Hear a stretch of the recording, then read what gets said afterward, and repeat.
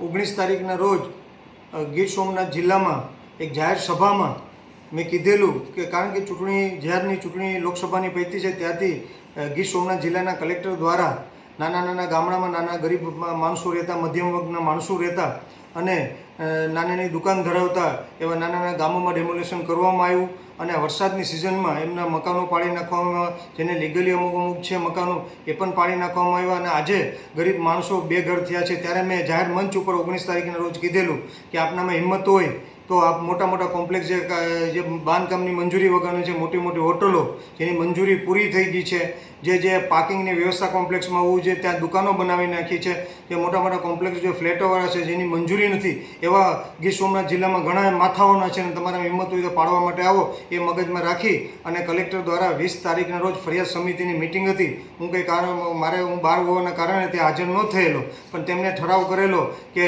કોઈ પણ ધારાસભ્યની ગ્રાન્ટમાંથી હોય તો કોઈને ધારાસભ્યની તકતી ઉપર ફોટા ન હોવા જોઈએ એવો ઠરાવ કરવામાં આવ્યો અને એ ઠરાવ કરવા પછી એમને તાત્કાલિક ધોરણે બીજા દિવસે જે મેં 2020 અને 21 અને 22ની ગ્રાન્ટમાં જે બસ સ્ટોપો લોકોને બેસવા માટે બનાવેલા હતા તેના બસ સ્ટોપો ઉપર મારા ફોટાવાળું બેનરો ચોંટાડવામાં આવેલા હતા. એ કલેક્ટર દ્વારા, આયોજન અધિકારી દ્વારા એ મારા ફોટાવાળું બેનર કોઈ છરીથી અથવા કે કોઈ બ્લેડથી કાપીને ફોટો કાઢવામાં આવ્યો અને અમુક જગ્યાએ તો મારું મોઢું છે ત્યાં ડોકા સુધીનો જ મોટો ફોટો કાઢવામાં આવેલો.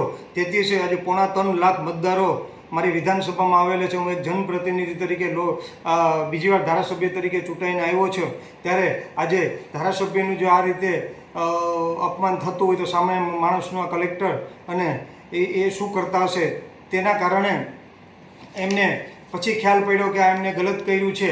એટલે એને તાત્કાલિક ધોરણે એ પત્ર સામાન્ય વિભાગને લખ્યો કે અમે આ રીતે ઠરાવ કર્યો છે અને આ ઠરાવનું માર્ગદર્શન આપો.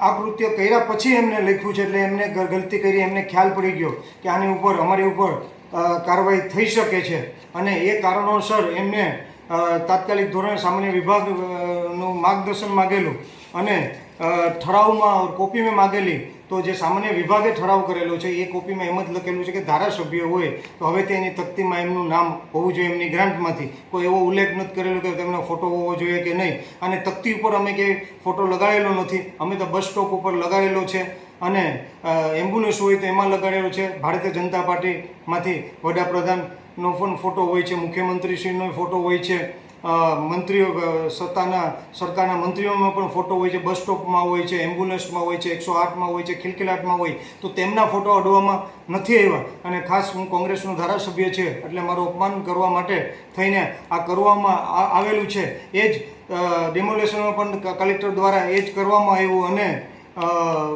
આ ફોટોમાં પણ એ જ કરવામાં આવ્યું, કારણ કે એ ધારે તો ભારતીય જનતા પાર્ટીને પણ એમના હિંમત હોય તો એ ફોટા કાઢીને બતાડે.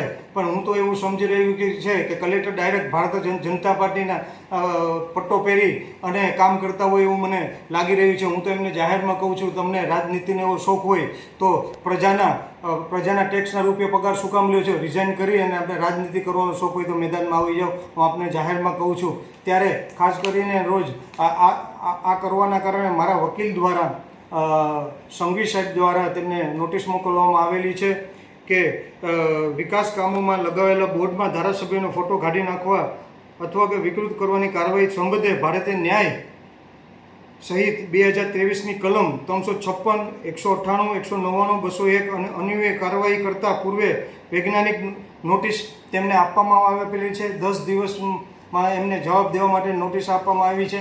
જો 10 દિવસમાં એ નોટિસનો નહીં જવાબ દે કલેક્ટર અને આયોજન અધિકારી તો મારે કોર્ટમાં જવાની ફરજ પડશે.